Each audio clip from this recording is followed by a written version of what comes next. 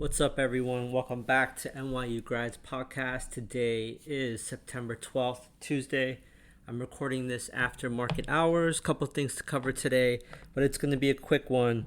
Before I start with the market, if you've heard, I made a post on Monday about the jet propulsion, a play on the Jets season and Aaron Rodgers era. That ended super quick on the first drive. So, and my message there is that fortunes can turn on a dime. I really feel bad for them. I feel bad for New York as a long-standing, suffering Jets fan. It sucks, but life goes on. They're going to have to figure out a way to win and salvage their season. But they were able to win the game, which was great. But let's get into today's price action. The markets in general reversed the morning bullishness and basically wiped away all of Monday's session's gains. Everyone today was waiting for Apple's product announcement event in the afternoon at 1 o'clock Eastern. As soon as the event started, they were talking about the Apple Watch.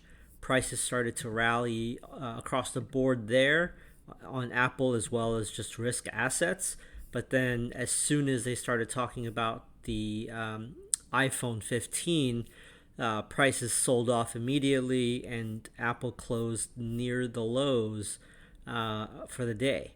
So that's never a good sign when you kind of look at Apple and the future of just their company. I think it's going to be harder and harder for them to find growth at the scale in which they operate.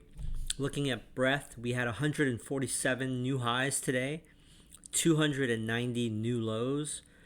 41% of shares were advancing versus 54% declining.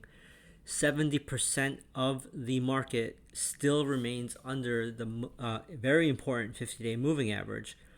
What stuck out to me during the afternoon, because in the morning they continued to sell, were selling off, and then they continued to sell off in the afternoon, were home builders, despite that the 10-year yield was not green.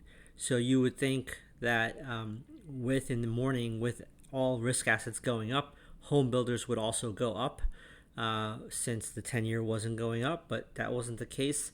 They all closed near the lows. What was strong today?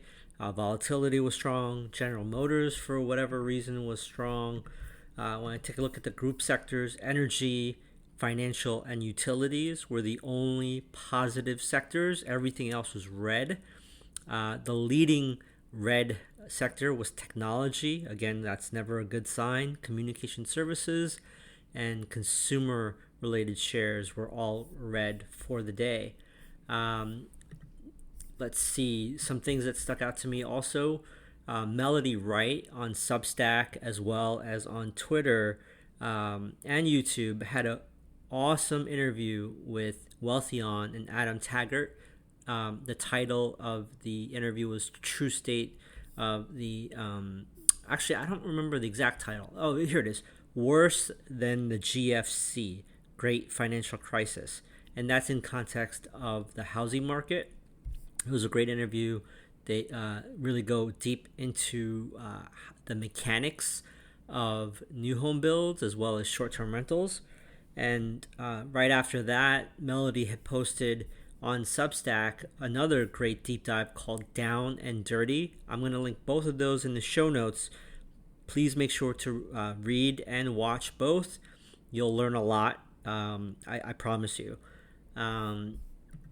Let's see what else I'm going to cover today. That was pretty much the bulk of the action today, to be honest with you. It's going to be a short episode, but very importantly, tomorrow the CPI numbers come out. And then obviously next week on the 20th, I believe, is when the Fed decision will be made on future of rates, whether they're going to stay high for longer or hint at cutting rates. But that's the only game in town, folks. It's about rates, yields, currencies.